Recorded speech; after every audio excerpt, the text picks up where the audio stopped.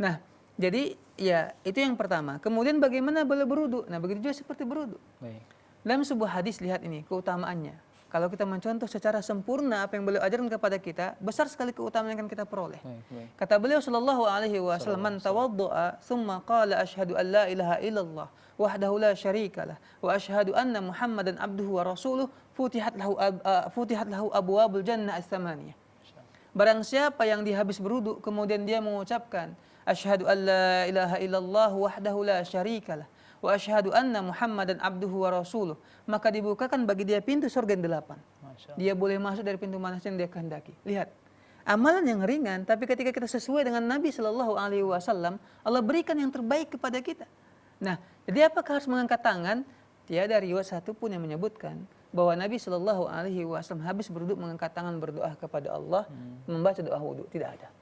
Artinya, Yang ada ia tetap boleh membaca doa ataupun zikir habis wudu, tapi tidak Baik. dengan cara mengangkat tangannya. Masya Jadi ini yang terbaik.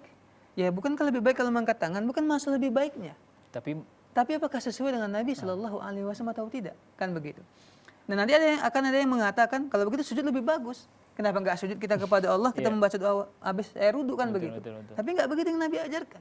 Yang beliau ajarkan tetap membaca tanpa mengangkat tangan ataupun tanpa dengan gerakan-gerakan tertentu.